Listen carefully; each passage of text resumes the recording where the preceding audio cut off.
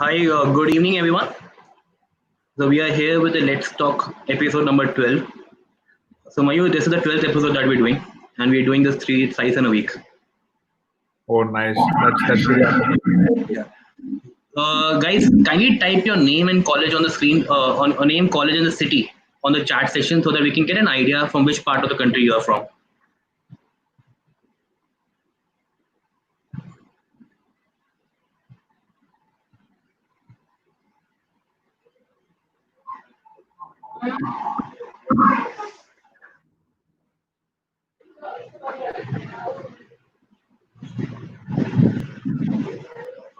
Good evening, Neha. Hi, Tisha.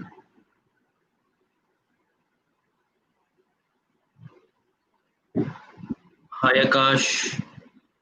Hi, Aditya.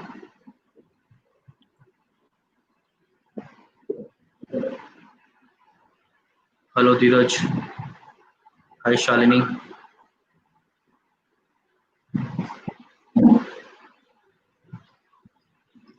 Hi, Tanya.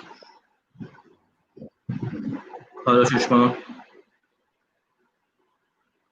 Perfect. So we're getting more and more audience in every second. Perfect. So guys, I'm just starting with a small presentation. Post that, Mr. Mayur will take up the session to tell you more about his journey. Okay. So we are here with the Let's Talk episode number 12.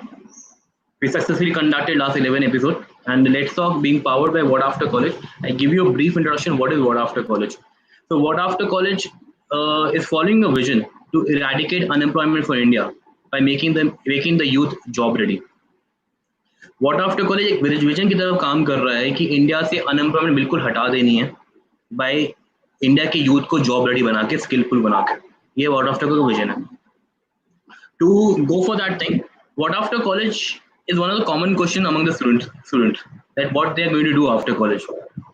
To answer this, we have created a platform called Let's Talk, where industry dignity will come and share their experiences, journey, and skills to the student for their learning, growth, and counseling. So we are going to talk. We are going to call upon people.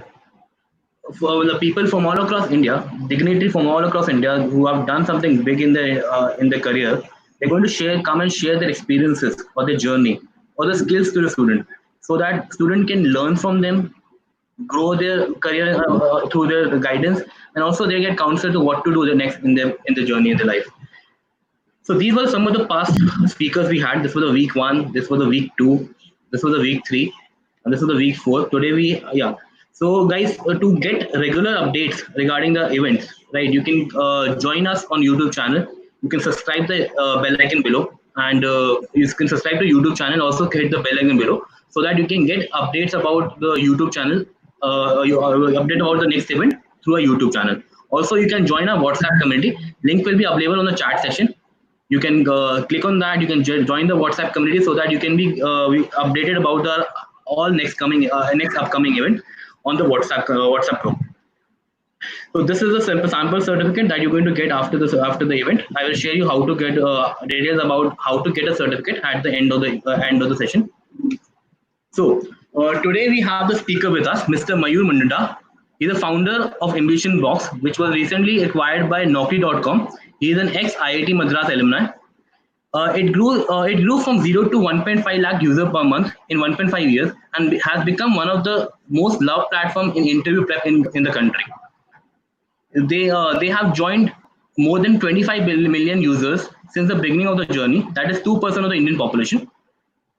He is also certified member of Google Partner Program and Google AdWords and Analytics. He loves to write and share his journey, and you can check out his website mayurmundada.com. So, Mr. Mayur, over to you. You can take the session from here. Yeah. Sure. Rishabh, I think it's a fantastic initiative that you have taken. And what after college, I was just checking through, and I really like the concept itself. Yeah, I think the name itself is like self-explanatory. Yeah, great initiative, Rishabh. Thank you, Mayur. Yeah. So I'll begin. I'll just I wanted to share my journey with you guys so that you guys maybe learn something from it and get inspired or take the leap, the startup leap. I would first tell you about my background. So I graduated from IIT Madras in 2013, and post that I worked at Deloitte and JP Morgan, and then I started AmbitionBox, and around 3.5 years back, it got acquired by Naukri.com. So that is in short. But what you don't see in the journey is, I mean, this journey, though it looks like it was a very small time, or it was a very small duration, but I mean, any startup journey it comes with so many ups and downs that it's very long. It's very hard to even sustain each and every single day. So I'll begin from what I did after during my college, and I think that will give you some taste. So during my college first year, I was like any other student who was completely lost as to what he has to do. When I got into IIT, I was very ecstatic, very happy. I come from a town by the name Aurangabad in Maharashtra, and after I got into IIT, I was on top of the world. I thought that everything is so perfect now in my life that I really don't have to work hard. My dad had always told me कि बेटा बस 2 साल मेहनत कर लो and उसके बाद life set है. So I thought कि चलो अब तो life set है. I don't have to work really hard.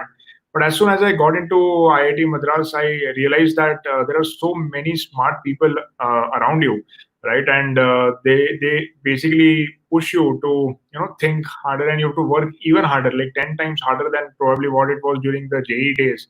And the reason being that all of these colleagues of mine, all of these students, peers were basically from, they were the toppers of respective cities, right? And that basically, so when the first semester ended, my CGPA was around 7.3, and among my friends, it was the lowest.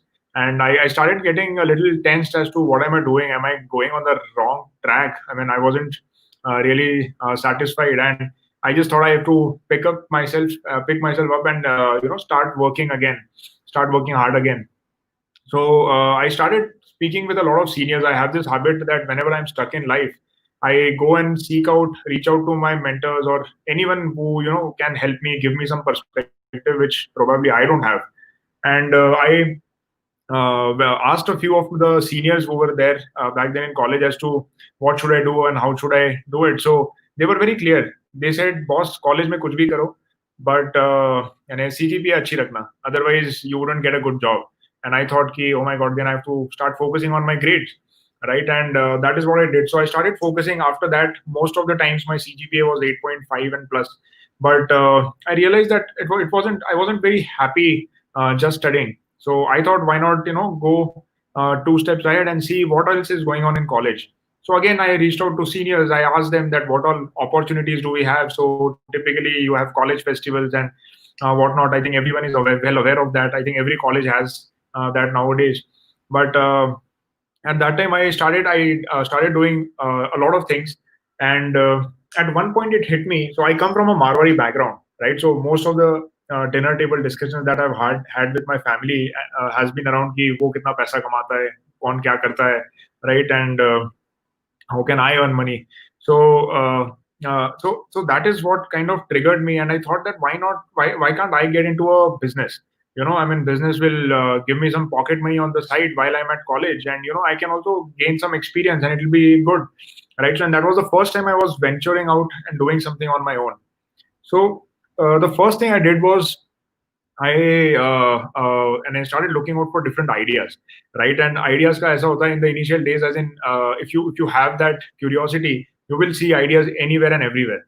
So the first idea that I had was I thought, why not build a private FM kind of a channel within the college itself. So in US universities, there is this concept of a FM or a radio channel specifically to that university, and they basically have events, or they have basically talk shows like this, or different sorts of activities that happen on that radio show, and everyone gets benefit. It's very contextual. A lot of people like it because there's humor, there's fun, there's entertainment, there's a lot of knowledge and gyan sharing also, right? So I thought it's a really good idea. And the next thing I did was, I did not have any partner, so I thought it'll be good if I can get someone else also to tag along with me. And I found my best friend in college who was also my roommate. Right, I thought, I mean, I'll just convince him. So one night I sat. I mean, we did not sleep that night, and I convinced him to, get on board with me. I showed him this big dream that, if we start FM or a radio channel in one college, maybe tomorrow we can expand it to 300 or 3,000 colleges in the country, and this thing can be huge. He said, he got very excited, and he said, why not? I mean, let's start doing it. So we went to the 94.3 FM radio channel office in Chennai. And since we were in Chennai, we thought, yeah, we'll approach whichever station we find. And we went there, and we just two of us, we had no clue how that industry works, no clue how, no connections as such in that industry. But we just went ahead and went inside and just asked them, can we start something like this? And to my surprise, the head of that particular unit over there, I mean, he told me that why not? I mean, it's a fantastic idea. I mean, they were also surprised that why anyone else had not thought of that before. And he said, if you can get the permission from your dean, and you can, from your dean, and connect them with them, so they can definitely start something like this in IIT Madras. So that was it, and we were very happy. We were really again on the top of our world. We were thinking, yeah, we have cracked it. I mean, yesterday we thought of the idea, today we got this meeting, the third day we are meeting with the team. And we did this for a couple of weeks, and things started to move, but it was again moving a little slowly. But like in any semester, you have a lot of workload, you have your exams going on, right? And somehow something triggered, and we weren't able to focus much on our exams, right? And my co-founder, or my best friend, I mean, he told me that, you know what, Mayur, I think my CGPA is also very low right now, and I don't think I can continue doing this because this is taking a lot of time. So might be we have to. I'll have to quit. And the moment he quit, I thought that yeah, probably मेरे से नहीं होगा ये अकेले, right? And I thought, why, I'll also focus on the exam. I'll also focus on the exam part, and we just shut it down just like that. I mean, it was a fantastic idea, and we just shut it down. And so I think two lessons. One lesson was that your best friend is not your co-founder, right? A co-founder is someone you should have, or who will have a little complementary skill set, I would say, and who can help you through tough times. But I think we were very young, and plus we did not have much knowledge. We did not even call our business or anything a startup. We used to just call it like a venture or a business or something like that, and we just wanted to earn some pocket money out of it. So if you see, the why or the objective of what we wanted to do wasn't that clear, right? So now whenever I approach something, I always start with the why. So that was my first venture. It failed big time. The second venture I did after like probably an year, and that was basically teaching basics of stock market to, again, college students. So this was also during my college days. And the problem that I saw was that all these workshops were conducted which cost anyone between 4,000 to 10,000 bucks, and no student was attending it. A lot of people are interested in stock market or trading, but and a lot of engineering colleges, because of their analytical capabilities, are usually interested in finance. So I thought, I'll cut down the cost. I'll bring in people who can, teach trading to students, and that was the idea. But so this time I had one of my batchmates tag along, and I convinced him again. It was a very similar kind of journey, the one I had before. And we both started building this. We called it Nesnox. It was basically basics of stock market for college students. And as soon as it started, we did our first workshop within college itself. We tied up with Futures First. They sponsored us, and that workshop went really well. We charged students close to 300 rupees per student, and around 200 students attended it. So it was good pocket money. The college was happy. A lot of people got certificates, and we were also happy that our first workshop was successful. The second thing we did was a college which was right across the road at IIT Madras. It was basically Anna University, and we just spoke with them. And since they thought that, okay, these people are coming from IIT, and they have already done a workshop, why not? So we did a second workshop there.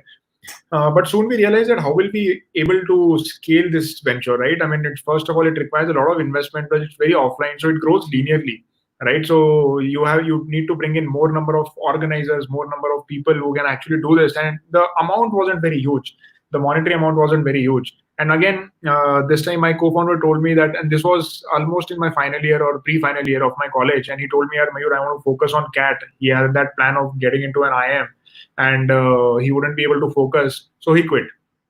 And I was depressed. Yeah, yeah. Although whoever I start with usually ends up quitting, and for some XYZ reason, then I also don't have that enthusiasm or the push left and or the energy left to pursue. So I said, okay, screw it. I mean, let's start working on the placements, because placements were coming very near. And in final year, I think everybody takes placements very seriously. You have to get a job, right? So so then my strategy was that, okay, let's get a job first, gain some experience, and then maybe quit and start a company or a business someday. And at that time in college, hardly a couple of startups came on campus for placements. I'm talking about 2013. I think Flipkart or a couple of other companies were there, and but other than that, not many companies came, or not many startups came. So I was very, again, I when I reached out to my seniors told me that, Mayur, you know what, finance or consulting, these two non-core fields pay really well. And I was from a civil engineering background. And L&T or these companies used to pay close to 5 to 7 lakhs per annum, and I thought that that is not exciting. I also want a package which is probably one of the highest in college, right? So I was definitely chasing money that time, and I really did not know that what I'll do with that money. But I was like, yeah, I want a higher package. I want the highest package possible in my campus. And my seniors told me, you know what, you have done something related to finance, something related to stock market. Why don't you try and get into investment banking? Those companies come on day one, day two on the college, and then you basically start with a really high package, and then you have opportunities to go abroad, and you get to learn also, right? So I got very excited. I did a lot of preparation for it. My final year was all about it was all about preparing in finance. And I wrote some NCFMK 2023 exams. I cleared CFA level 1, and I spoke with a lot of people, read a lot of books, and did a couple of internships. So it was very aggressive. I have been, most of my life I've been very aggressive with what I want. And in my final year, my resume was full of finance stuff. I mean, it had nothing else, right? And I was from a civil engineering background. So if you look at my resume at that time, it would have BTech and MTech in civil engineering, and other than that, it was all finance, right? And so the placement started, right? Companies started coming in. But unfortunately, that it was 2013 when there was a eurozone debt crisis at that time that was going on, and because of which a lot of investment banks backed out. Credit Suisse, their investment banking division was shutting down, and hence I decided that, I mean, whatever few companies come, I'll just get some company and then maybe try something offline, because I was very fixated on getting into finance or investment banking. So the next thing I did was I just started preparing for placements, and companies started coming in, I started applying left and right to all the finance companies that came, and I got into the final round on day one of Credit Suisse. But Credit Suisse finally did not shortlist me. They told me that I was overqualified, and I was very depressed after that. I was like, what is this overqualified thing? I mean, I prepared so hard for this thing, and Credit Suisse tells me that I'm overqualified for it. So I mean, all my peers, all my friends, everybody thought that Mayur ka to ho hi jayega. He had one of the strongest resumes in our batch in finance, but unfortunately, Credit Suisse did not take me. So it was very disheartening. After that, I decided that I think I should just skip placements altogether. But on day 4, I think I got a call from one of my placement organizers, placement committee organizers, telling me that they'll completely block me from placements if I don't attend interviews of companies that I'm being shortlisted in. So I thought, okay, I'll at least go and just attend an interview. So that interview was Deloitte, and Deloitte came on campus for their infrastructure consulting role. And I just sat there. I told them that I'm very passionate about finance, and I've done all these things, and they got really excited with my story. And I was shocked to see that all my peers who had in my complete batch of 70 students, I had a department rank of around 7, I would say. But they did not take them, and they took me. And it was a very shocking insight for me, because all I had done was finance. How is this company Deloitte shortlisting me for an infra consulting role? And what the reason they told me was that we basically, what we see in your CV is passion, right? And passion is something which trumps over skills, over a lot of other things, right? So passion is like the most important thing, and that is what they told me, and they selected me. I was shocked. I was at the same time very happy also, because finally I said, chalo, ye placements wali cheez to khatam ho gayi, right? There's a lot of pressure in final year for, I think, all the engineering college students when they go through these placements, and I was also one among them. And I think I was relieved that this one thing is done. So I got into Deloitte, and after that, my journey started with Deloitte. I worked there for close to 4 months. It was purely in infrastructure finance. And the interesting bit is, after around 3 months itself, I started getting bored because there was not much work there, and the kind of attitude or the kind of work that I was imagining or I wanted to do, it was very less. And and a lot of my seniors had always told me that in your initial years you should work very, very hard, right? If you're going there and if you're just chilling out, just playing pool table or just hanging out in the cafeteria, it doesn't make sense, right? And it did not make sense to me. So I thought, I just resigned. And at the same time, I was giving some offline interviews. Again, I was very aggressive at that time also. I even got fooled by a couple of people who told me that they'll get me a job in investment banking and just pay them XYZ. I even paid them, right? But I just wanted a job in the financial services space, and or an investment bank. And then finally, I got a call from JP Morgan. I cracked all their interviews, and I joined JP Morgan's London Equity Research Division, and it was based out of Bombay.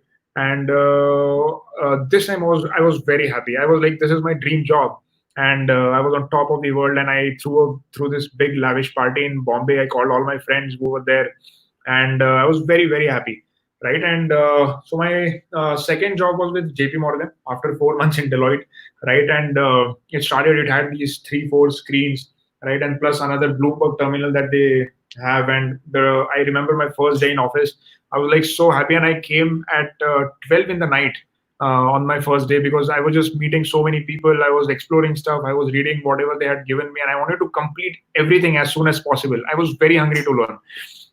So JP Morgan started with a good, I mean, it was a very good start. And the colleagues were also really good. I mean, they had some 200 people on the floor. I was there, and it was very enriching. It was a really good experience. Again, but after I think a couple of months, what I realized was that when I started asking around questions, very few people were able to answer my questions in depth, right? And a lot of them were just doing their job.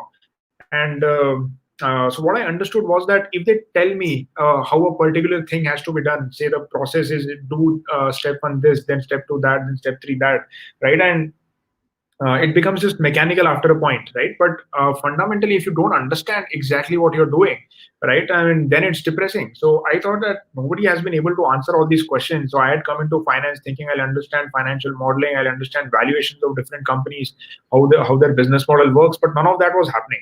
And a lot of my colleagues there told me that, yeah, you see, you don't have to worry about all that, right? I mean, we are telling you how this has to be done. Just worry about that and just get the work done. If you get the work done, you will be promoted and you will be given XYZ salary, right? I mean, why do you have to worry about going in depth and understanding everything? But I said, look, my dream is to start a business someday. If I don't gain relevant knowledge or experience, then there's no point.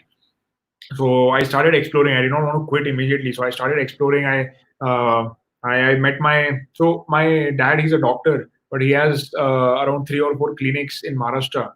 He's an orthopedic surgeon, and my uncle, who is his twin brother, does his practice in sexology. He's also a doctor, and they have in total close to 8 clinics, you can say, in between Mumbai, Pune, and Aurangabad. And I thought, I should just probably scale up these clinics itself. We had always, as a joke in our home, discussed that, what if we can expand all these clinics to say 100 clinics in the country.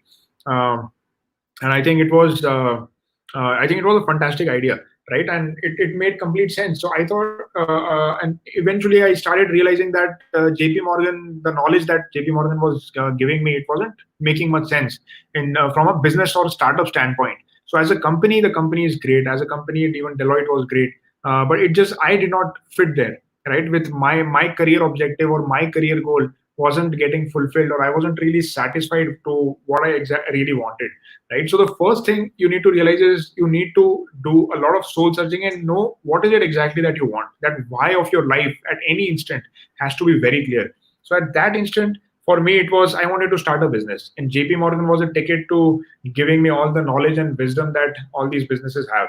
But that wasn't happening, so I again quit. And this time when I quit, I was very I had this strong resolute in my mind that I'm going to start a business now. I mean, there's no learning skills and doing things after doing things, a lot of things before and then starting up.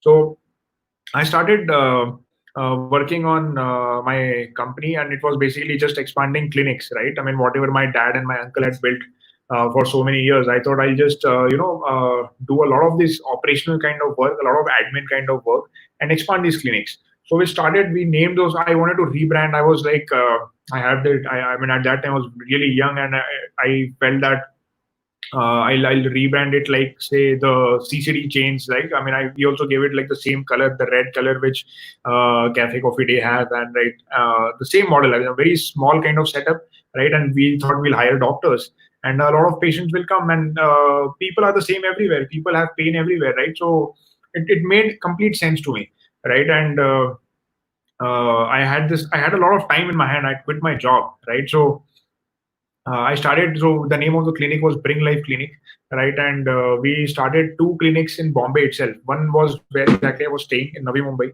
and the other was in Andheri. And we set up these two clinics. It cost us close to 5 to 7 lakhs per clinic to set it up. And patients started coming in from day one of launch itself, because my dad and my uncle, they had like their 30 years of experience, right? And anything the business nuances did not really matter for me, because they had done everything else that was required. All I had to do was set up those clinics, right, manage them, and it was a very admin kind of work.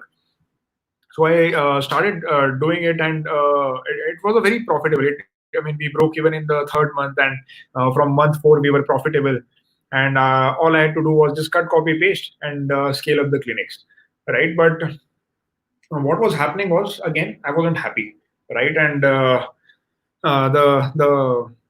sad part was that the clinics were profitable, right? So it is very hard to leave something which is growing, which is profitable, and which you had thought that will again was your ticket to your ambition, right? But again, I wasn't happy, right? And if you're not happy, what I always thought was, if I follow my intuition, I will someday probably find what I'm looking for, right? So I wanted to do something which wasn't offline, because offline, all my three ventures, the clinic, the two startups in college, everything was offline. And offline ventures don't scale up fast, right? It takes years and years to build an offline venture. So even an online venture, it takes years to build. But when in say year 3, if you grow from say X to say Y, I mean, in year 4 you can grow 10x. In year 5 you can grow 100x. That's the power of technology, right? So I wanted to do something that scales. So I decided that I'll this time use technology and my background and expertise and build a internet company, right? And that is how I launched My Ambition Box. So My Ambition Box, how I came across this problem was, so I was traveling every day via metro in Bombay, not metro, sorry, local trains, right? And while I was traveling, I saw that everybody who were using their smartphones used to, in the morning there was this ritual that they would see mails from all the job portals, and they used to start applying from there. So I thought, this is something that makes people use a product daily, and why not build something around it? So I looked at all the job boards at that time. I had also used all those job boards at that time for my own job search, right? And I saw a very clear gap there, a clear gap in terms of all the portals were old. Even the biggest platform was Naukri.com, and that was a 20-year-old company. I thought that this space clearly needs disruption. And I mean, there is so much of information that was missing, which I felt that a job seeker would want to know before joining a company. And hence I thought, I should probably work on solving this problem big time. And that is how we launched My Ambition Box.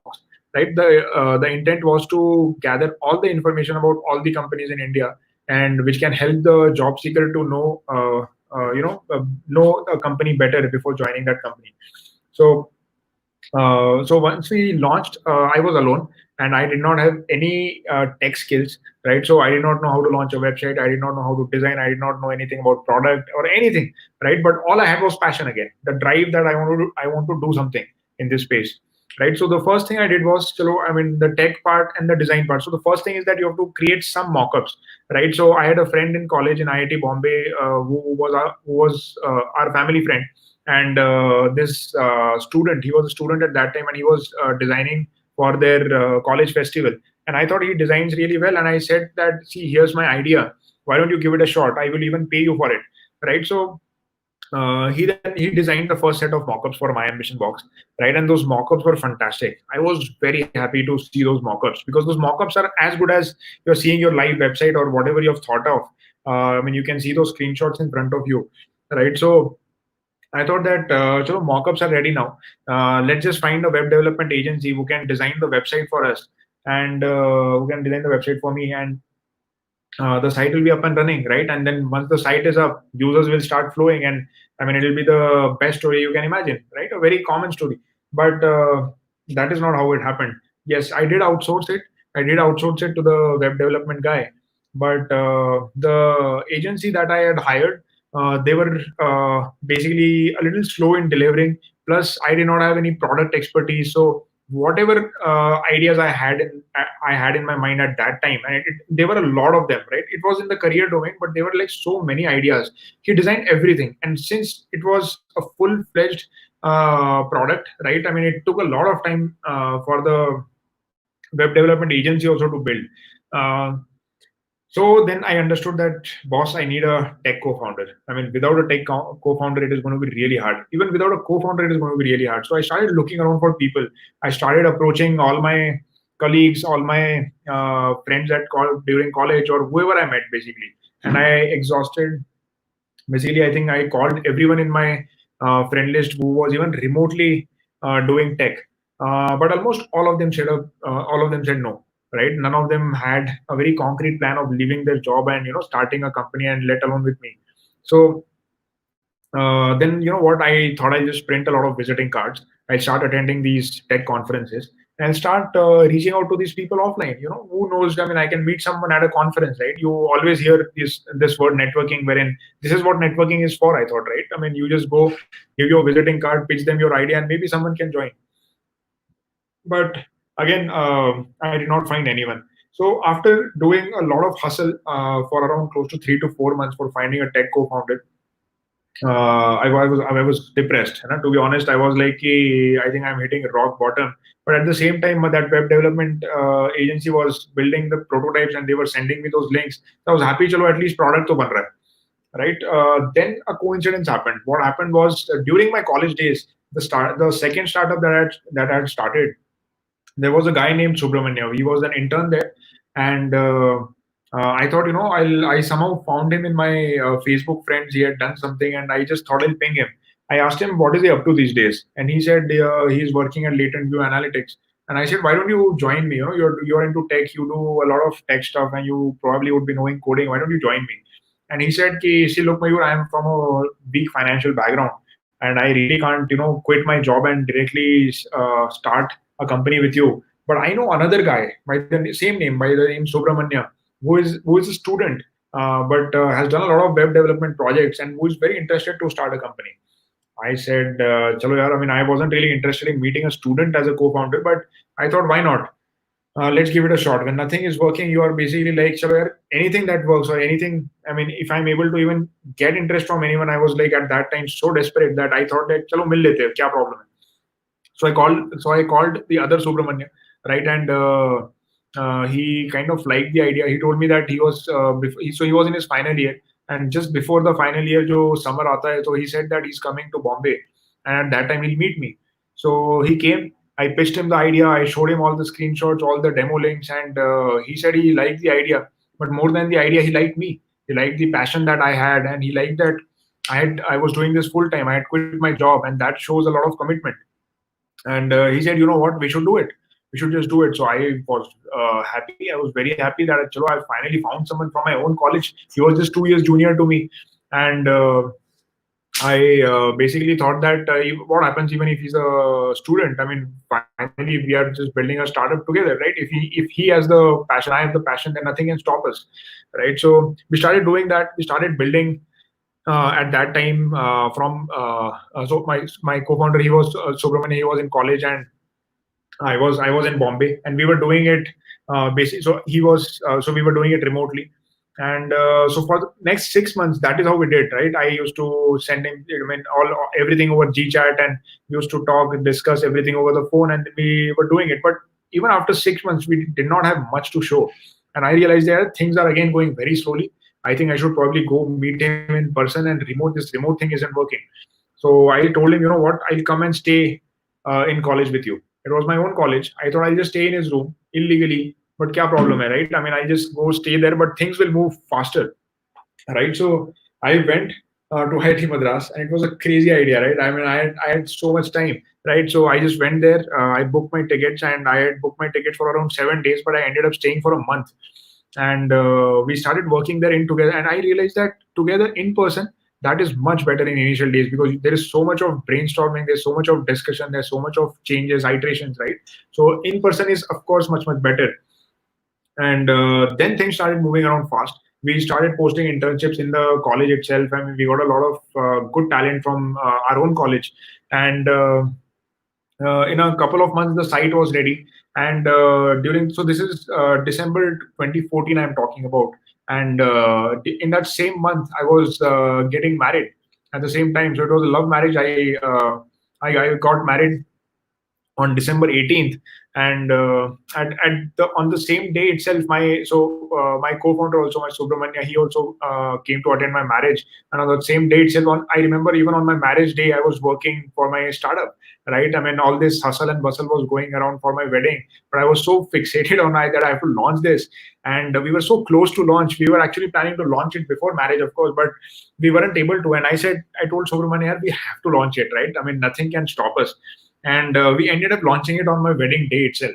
And so that day, 18 December, is like very close to my heart, because that is the day we launched the first version of AmbitionBox, and we went live. And we were expecting that, after we go live, probably in a few months, we'll start getting traffic. But none of that happened. I mean, going live is just hardly 5% of the story, right? So as soon as we went live, I think after a couple of months, we started hustling. We started thinking of what is it that how do we get in traffic.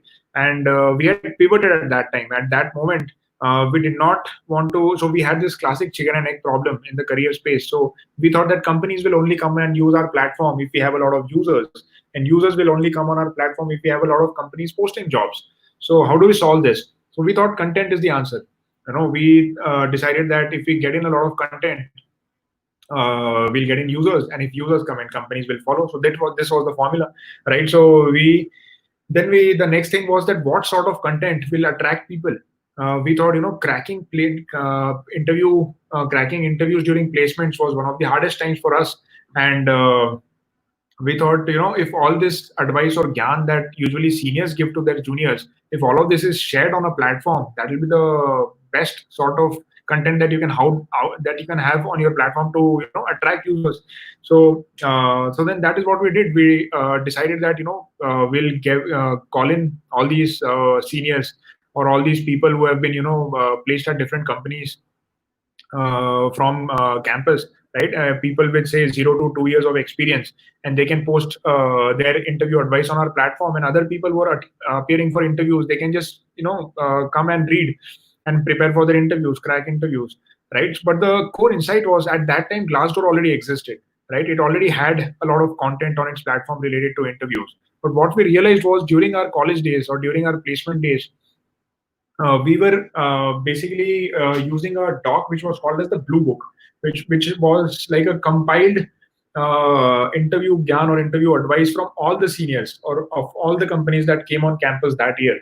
And everybody in our college, almost everybody who sat for placements, used just that single doc for preparing. That doc was that powerful. That doc was really viral. And I realized that, what is it that that document had which Glassdoor did not? So it was basically the quality of interview advice, or the quality of content that was there in that doc, it was very high. And the reason it was high was because because of the contextual or the relevance that all these people who had gotten placed from college, they wanted to give it back. They wanted to help out as much as possible for their juniors, right? There was no competition with juniors, so they wanted to help out as much as possible. And they wrote like a very detailed interview advice. So say someone got placed at Citibank, and he would say in detail what skills, what courses you have to do, and from where you can refer things, how do you make your CV, and all sorts of tips, but in very detail. All right. So we thought that if Glassdoor tomorrow has one interview experience or 10 interview experiences, we will comparatively have just one. So it was like a 10:1 ratio, but we will have the highest quality out there. And that, I think, was the biggest insight for us. And that is how we launched the interview experiences product on AmbitionBox. And we started hustling to getting people to just post content on our website. So the first thing we did was get in all the public information that was already being there, already being floated here and there, and we posted it on our website. We took their permission and posted it. And after that, we started approaching people through Facebook, through LinkedIn, through Twitter, and told them that, see, hey, you remember how hard it was during your interview. Just imagine how hard it was for you when you were preparing for your interview or placements. And now it's time to give back. It's time to help out people who are in your shoes right now, right? And a lot of people, to our surprise, helped us. A lot of people contributed and wrote their detailed experiences on our platform.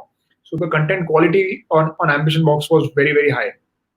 And that is how we solved the chicken and egg problem. And December 2014, like I said, we launched. Right, within 6 months, we had close to 500 interview experiences that had been shared. And as we were progressing, we were getting a little bit of traffic, I would say, but not much. And at the same time, we were desperately looking out for investors who could fund us. So we had met at least close to 50 investors, right? But there's this thing with investors. If you chase them, they usually don't end up funding you. But if you build something which the platform itself gets traction, then they chase you, and then they typically are interested in you. So at that time, we did not have all this yarn, and we were like desperate to get in funding. And there was this. So the first investor was Matrix Partners, and we had like a partner level meeting with them, and things moved around very fast.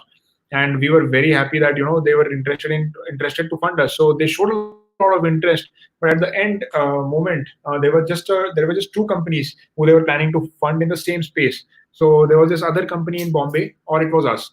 But they ended up funding the other company, and we were very disheartened. That we thought that haath se nikal gaya chance. And then we thought that chalo yaar, koi baat nahi. I mean, there are probably so many other investors. We'll approach them. But none of the other investors also ended up showing interest. And slowly, we started realizing it probably is because we have very less visitors on our website. There is no traction, so there was no validation as such.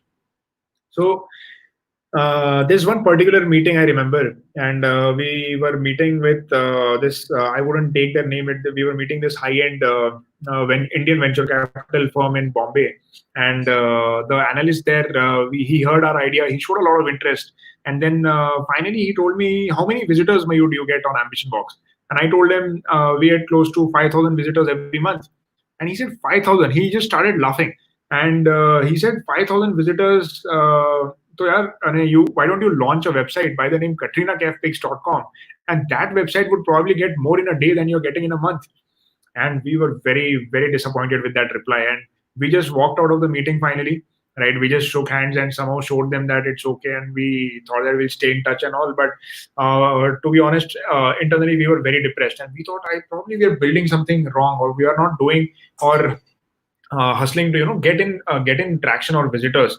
And after that day, we decided that we'll stop speaking with investors. And then meeting investors during your very initial days is a waste of time, we thought, because it wasn't somehow working for us. So then we decided, let's just focus on traffic. Everybody, all they want is traffic on your website, right? So why can't we figure out? So we just started with a simple Google search, how to get website traffic, and the first thing that popped up was search engine optimization. And we thought, what is the search engine optimization? Both the founders, we did not know anything about search engine optimization, and we thought that we'll learn everything on SEO, and we whatever material we found on the web in that weekend. In 2 days, we read up everything that was available. And I think by next week, we were like literally pros in that. And we were so desperate again for traffic that we did everything really fast. We implemented all these hacks, all these websites are written.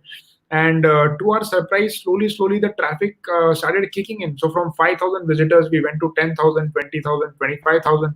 And slowly it moved to around a lakh visitors a month. So we were very happy. But the day we reached 1 lakh users, we were like, okay, we have something. We have finally built something, and but at that point we had invested close to 1.5 years in our journey, and we weren't yet able to monetize. We weren't able to still get funding for it. So then we thought, what, probably we are in the wrong space. Why would people who are reading free content, how will we even monetize them? We have to somehow get in companies, but companies even still were not interested because we weren't solving a problem for them, we were solving a problem for our users. So we thought that we'll just pivot to something in the learning space. We thought, what, these offline courses or these online courses, that's edtech is like a booming industry. Why don't we pivot to that? We have a website which already gets close to 1 lakh users a month, and we'll start publishing our courses, and a lot of people will take those courses, and we can earn money also out of it. So then that is what we did. We thought we'll start doing something offline. At that time, internet connectivity or that wasn't it wasn't very fast, and we thought that offline is the thing to go, and we just get some learnings or knowledge. So we were just two founders, and I started teaching web designing. My founder started teaching coding, my co-founder, and we did a couple of workshops in Mumbai, and we earned some money out of it. And we realized that what, we should just scale this up. Again, while doing that, it struck me that, oh my god, I'm again getting into an offline thing, and this thing will again scale linearly. And no matter how much technology I say I will use in my offline thing, but technology is always like a very small enabler in all offline startups. It usually scales very linearly. So it wasn't online again, so that did not excite me, even though there was some money in it. So I decided, I mean, let's just shut down. I mean, we can't pivot to like an ed tech company like this. So the next thing that we did was, we thought of an idea. We had a couple of ideas, and we thought of another idea, and we started directly building on that. It was nothing related to AmbitionBox. It was in the entertainment and the content space, and we thought that probably this thing will be huge and this thing will work out. And it was an app-based and a mobile-first product, and we started building that on the side. And the AmbitionBox traffic was growing. We had cracked SEO, and we had, till that time we had reached around 1,30,000 users, I think, per month. And we weren't able to, since we weren't able to monetize, we were a little disheartened, but our traffic was growing. So we started building out this other app-based idea, and it was close to, we were, I think, 4 or 5 months into it full time. And after that, it struck me one day. My co-founder, he told me, Mayur, you know what? I think it's time we either monetize AmbitionBox, or we monetize that idea that we were working on, or he'll have to quit. He gave me a strict deadline. You have a month. You figure out. Otherwise, we are both going back to our jobs. And I was very frustrated. I was very disheartened that, oh my god, my co-founder is also going to quit now. That was like a very low point in my life. I decided that I thought that let's try some monetizing thing. We put up even Google ads and everything. We tried that, all simple basic monetization strategies, but we still weren't able to monetize anything big time. So the other idea that we were working on, we thought of getting feedback for that from a few people. I'd already sent out the app link to a few of my seniors, and one of them happened to be the CEO of Asan Jobs. And I had met him a couple of times in Bombay at a few events, and he told me that, Mayur, this idea is good, but what have you done to AmbitionBox? I mean, have you shut it down? I said, yeah, we are not working on it actively. The website is active, our traffic is growing, but we haven't been able to monetize. So I haven't thought of it. And then he told me that, you know what, why don't you try and sell your company to a platform? Why don't you try and sell it to us? I mean, you just create a pitch deck and send it across to me. I thought, oh, this is beautiful. Why not? I mean, I should probably try this. So I created a pitch deck at that night itself, and I sent it across to Asan Jobs. So the CEO was interested, but the board somehow told them that this is not the right time to acquire them. Probably you will have to wait for another 3-4 months.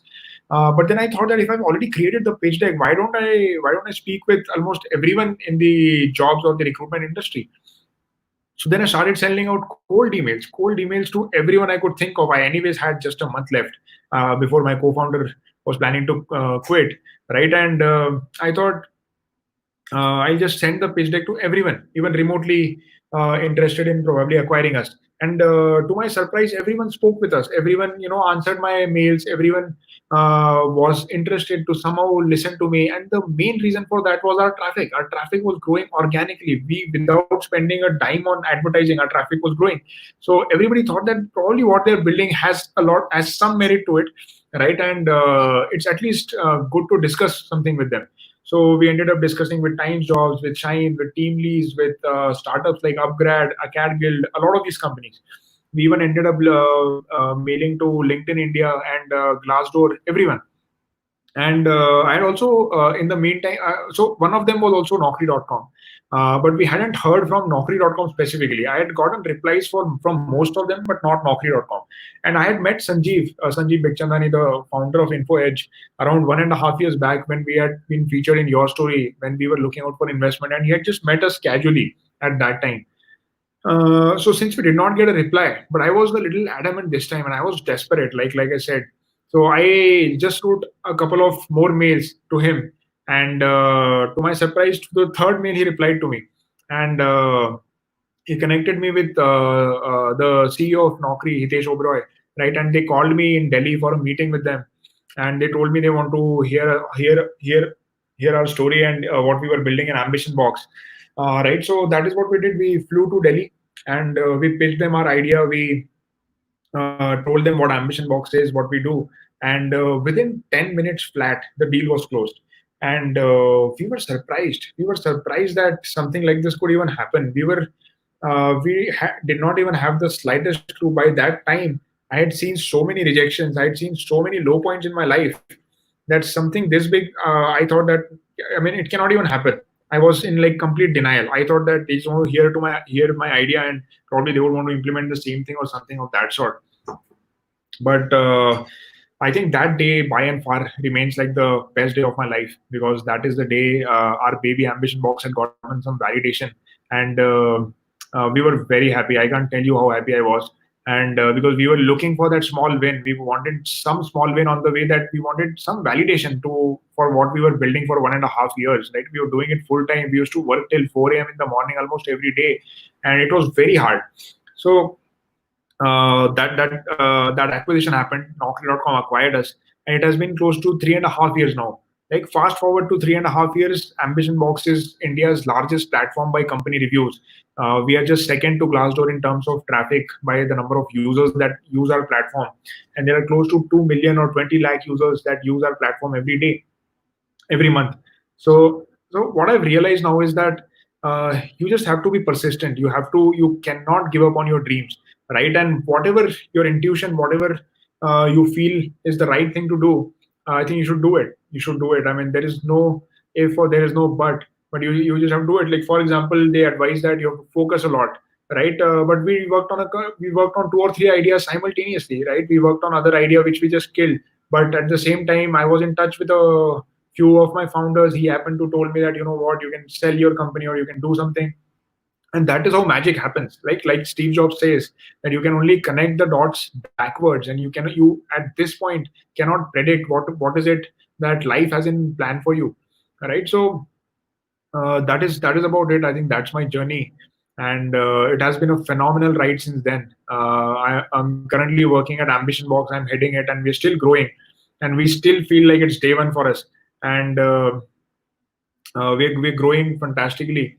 And I feel that all of you out there, whatever dream you have, just work on it. Just work on it incessantly, right? Reach out to your mentors, ask them for help. I think everybody helps you, because all this advice that is there in the market, it's out there. It's all written in blogs, it's all written in courses, in videos, in TED Talks. You will find it out there. The hard part is in implementing it. The hard part is in taking those risks, right? And all of you are young right now, so I feel you can take a lot of risk. I mean, there is no, even if you start something and even if it fails, you will learn a lot.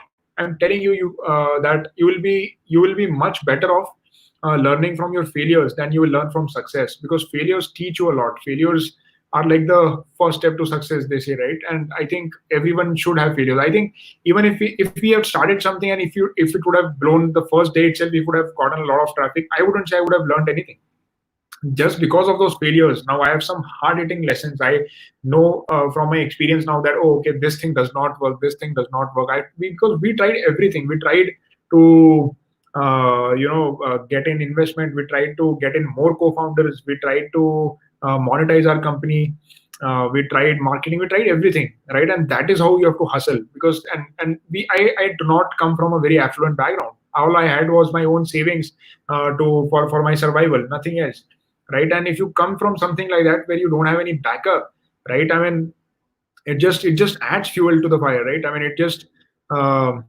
becomes, when you have to do it, because it's like a do or die situation for you, right? Yeah. So that's about it, guys. I think I'll take more questions, and then I think we can end this. Yeah. Thank you, guys. Thank you for listening. So thank you so much, sir, for the wonderful session. I guess students are like, look at the comments, they are very happy to have you with us. So we have questions from students. So everyone, please put your questions in the comment section, and sir will answer like one by one. So we have the first question. You have been failed many times. What was the thing that was motivating you for keep trying harder, and was your family supporting you in it? So that's a fantastic question. I think the one thing that always kept me going was my own drive. That own drive has to come from within. If it's not from within, I'm telling you, you will give up on the first chance you get. Right? So it was drive. Your one word answer is drive. And was my family supporting? The family was always supporting. But at the same time, family is like a mirror. They show you your real face. My dad, for example, I had this line. He told me that the monetization model, the business model of a ice cream, of a guy who is selling an ice cream, is better than the monetization model that you have. And and he told me this very seriously, because he told me, you're providing all free content, you don't have a business model in AmbitionBox, and that is like the most stupid thing you can do. But I think he was supporting me indirectly in this, because he kind of showed me the reality. That was the hard reality, that I had not figured out a business model, right? So the family supports you, I think, most of the times. And even if they don't, or even if they do, I think the drive is something that matters the most.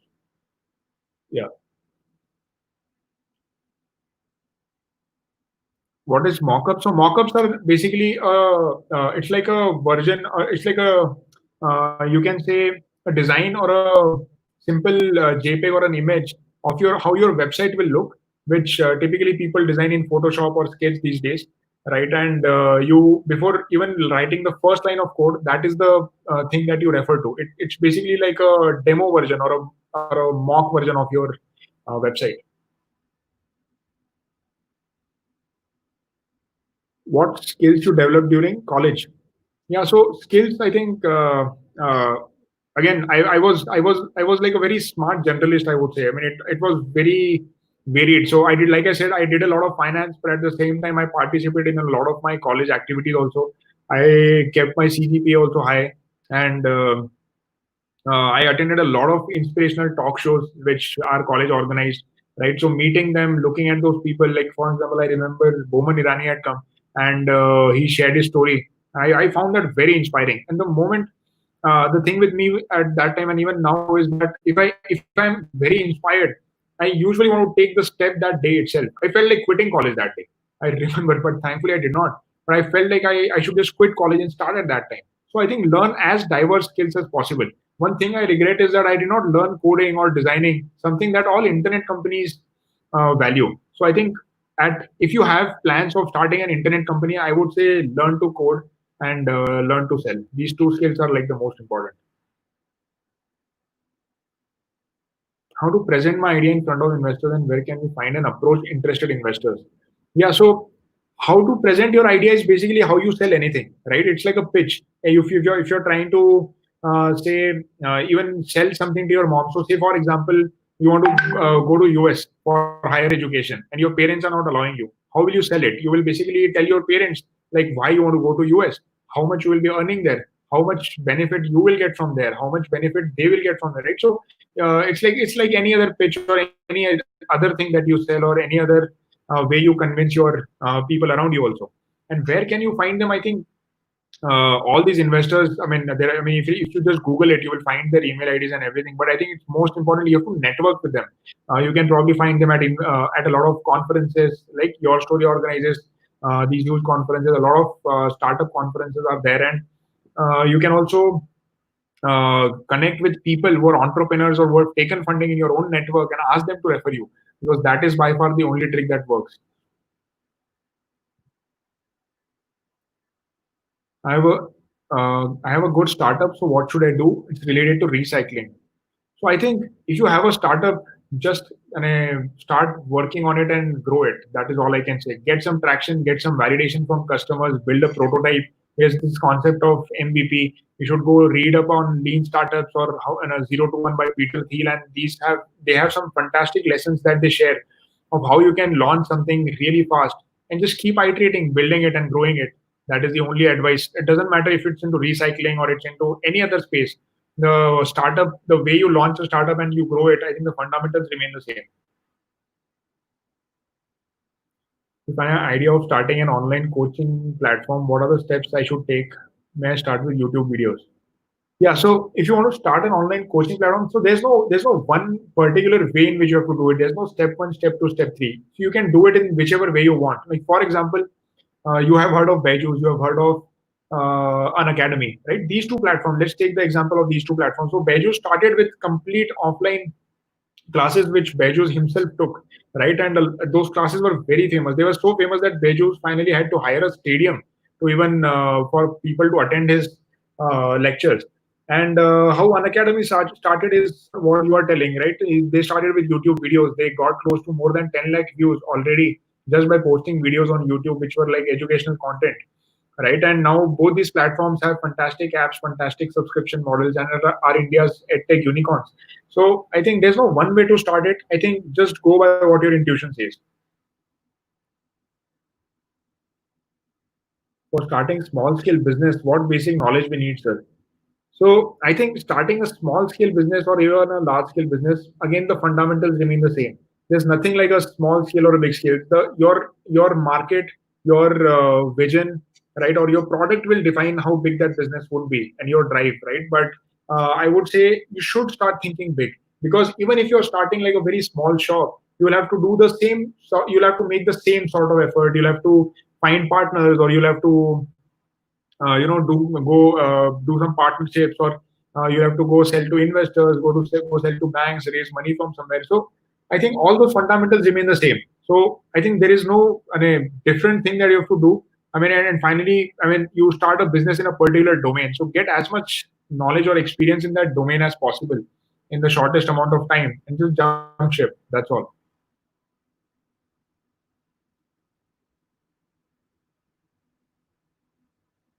Private college PhD stipend is not enough for our research. What we have to do? Any government scheme will help us. Okay. Yeah, so I think government does float a lot of schemes. So I am not aware of any particular scheme. Sorry, I'm not from that kind of a background. But I think Google is your best shot. I mean, just give it a try. Talk to people or network people. I mean, PhD students who you feel you can reach out to. I think LinkedIn is a fantastic place from where you can start reaching out to people. They have these groups, they have these various hashtags from where you can find people who are not in your network and just ask them. I think those will be the right people to answer. So I'm in my senior year BTech. Companies nowadays are hiring freshers or not, and what's the present scenario in the market regarding fresher job in technical field? Yeah, so that's a good question. So currently the market is bad, frankly, right? And a lot of companies are hiring, but the percentage of people which companies are hiring is very less now.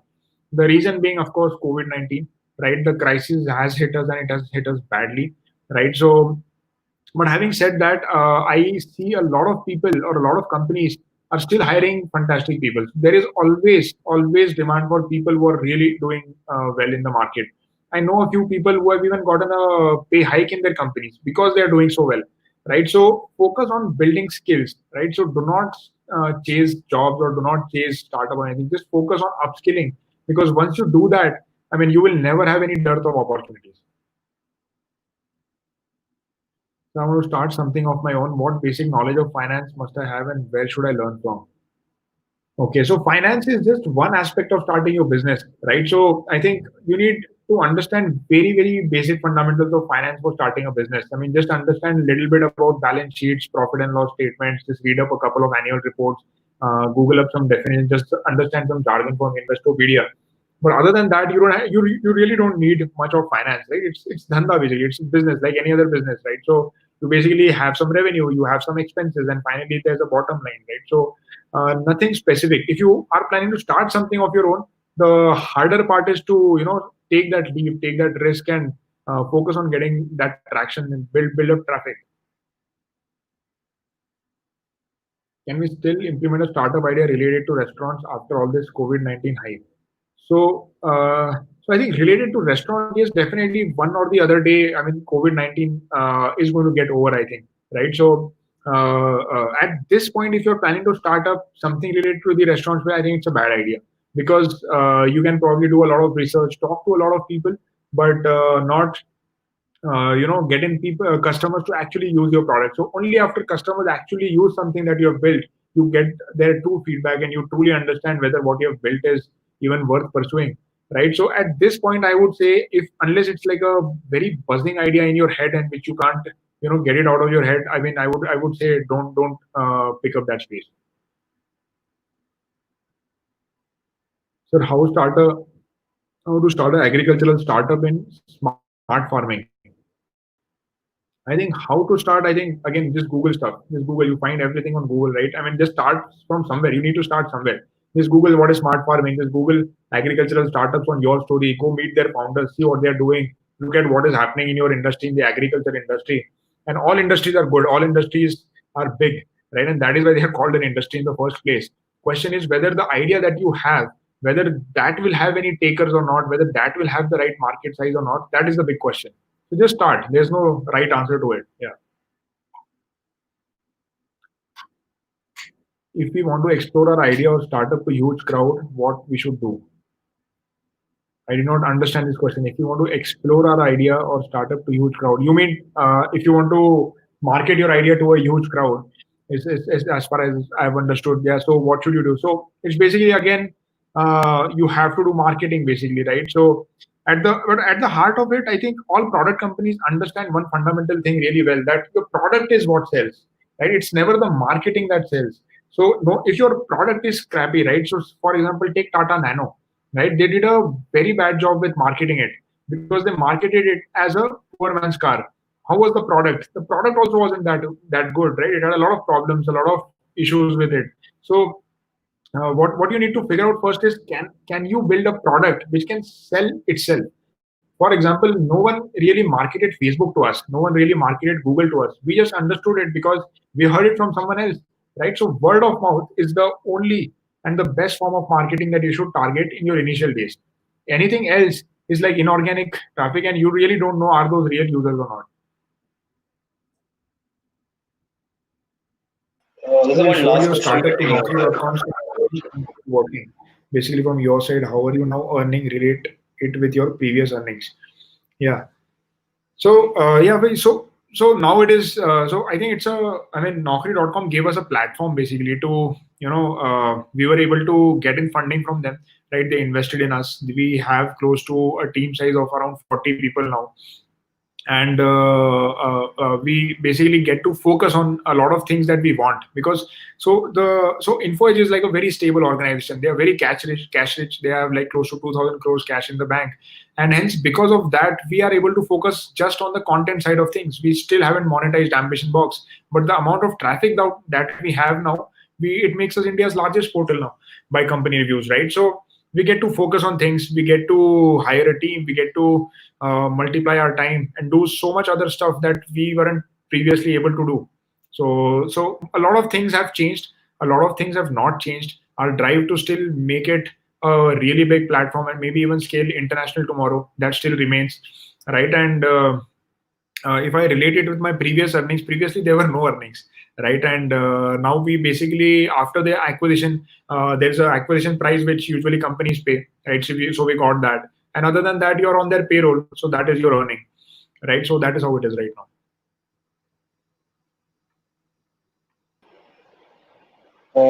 Okay, I think someone you can remove the question. Thank you, Mayur, for the wonderful session for the crowd. Thank you, Rishabh. Yeah. Right. So, just guys, can I have a small feedback from you? By if you can like the video, along with that, you can put the comments on the chat session and how do you like the session. So, Mayur, I hope you also enjoyed with the Q and A Yeah, yeah. sessions. I enjoyed thoroughly. I was very happy to read a lot of comments while I was speaking. I wasn't able to read a lot of them, but I will definitely, read all those comments, and very happy to see the excitement in general about doing anything. Also, guys, one last thing. I'm working on something as a small side hustle right now. If anybody is interested, you can reach out to me on LinkedIn, on Facebook, on wherever, right? And you can also participate in what I'm building next. And let's see how that happens. But thank you, Rishabh, for organizing this. I think a fantastic platform for anyone to share their experiences. Yeah. Right. Shreya, can you just put the LinkedIn link of sir over there on the chat section? Or someone you can put the LinkedIn link of the sir so that people want to, if they want to reach out to him, they can reach out to him directly from the LinkedIn.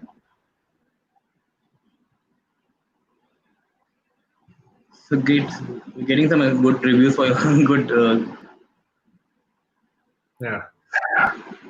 Okay, thank you. Fine. So this is how. Thank you so much. Thank you. Okay, sir. Mayur, I am going to take a small session after this. A small session, Sure. if right. So we can. I can leave the studio. Yeah. Yeah. Okay. So, guys, I hope you must have liked the session with Mr. Mayur. Right. So, next talk we're going to have on 16th June. That is on Tuesday, 4 p.m. with Mr. Uday Upatri. What are the algorithm and how to use them to understand the racial bias? So, Mr. Uday is going to come on 16th June at 4 p.m. That is Tuesday. As promised, that we are conducting session every Tuesday, Thursday, and Saturday at 4 p.m. So, be in touch with us to get in touch with Mr. Uday.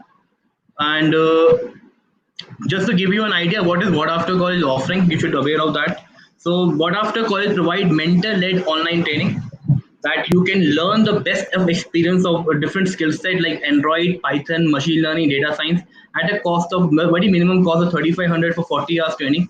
It will be mentor driven. A trainer will come and share his will teach you about the skill set and make sure that you at the end of the program you come up with a project and go for it.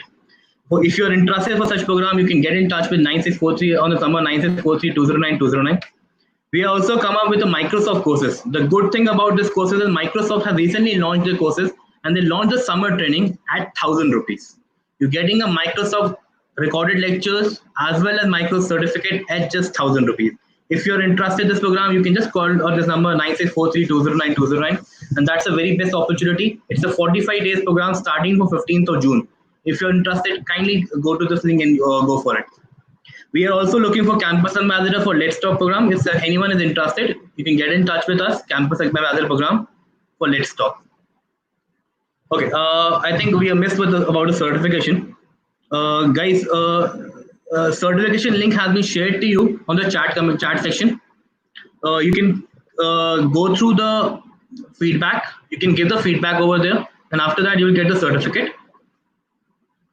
Right, the link has been shared in the chat section. If you have any doubts, you can get in. You can speak to him. I'm here. I hope you must have got the certification link.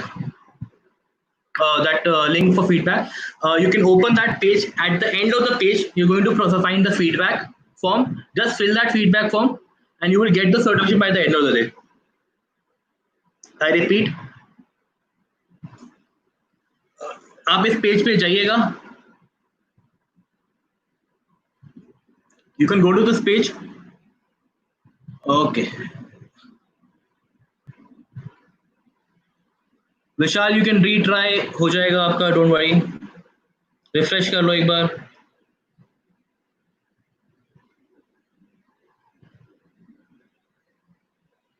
I hope you guys like the session and I hope you are keep subscribing to What After College channel so that you can get updates for the new and upcoming talks. Kindly subscribe the YouTube channel so that you can get in touch with other new talks.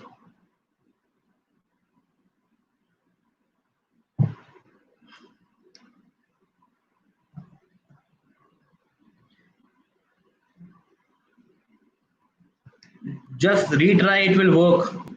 Diksha, it will be available at the end of the page. Thank you, Shreya.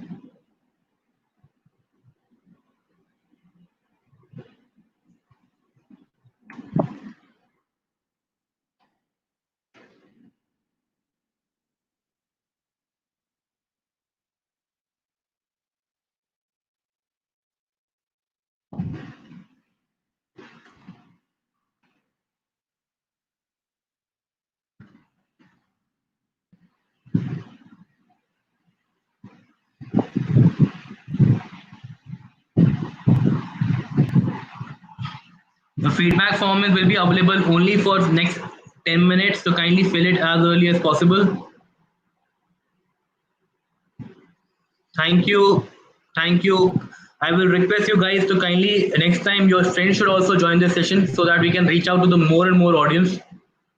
The feedback will close at 5:25, so make sure you fill it up right now. Can you share the link once again, Suman?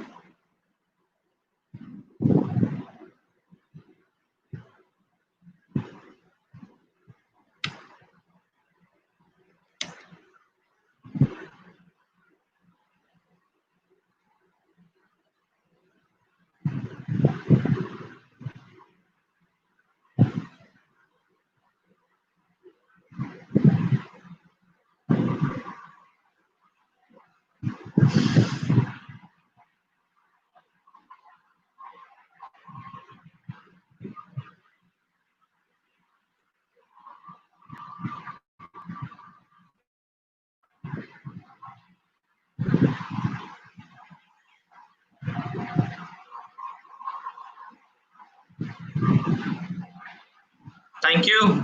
Thank you, Abhishek.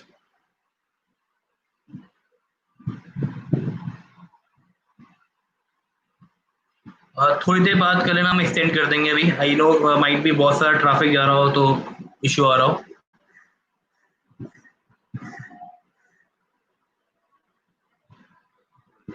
Thank you Deepak.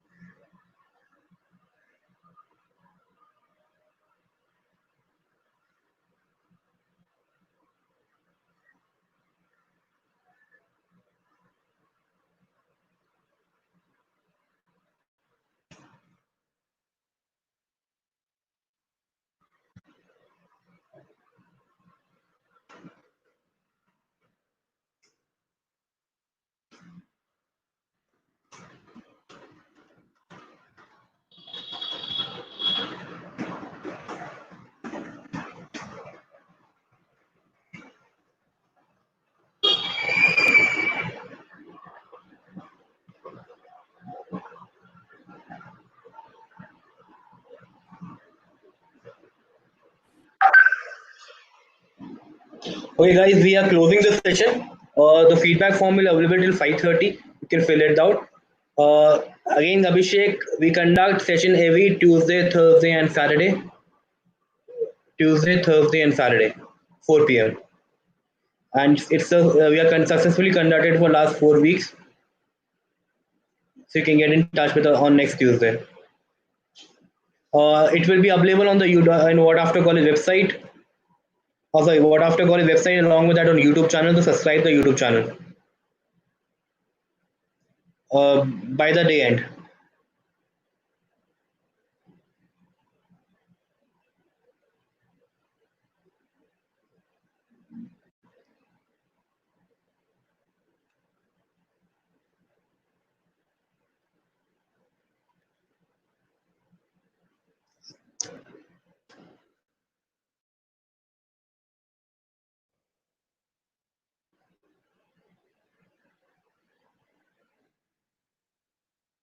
Okay, guys, thank you.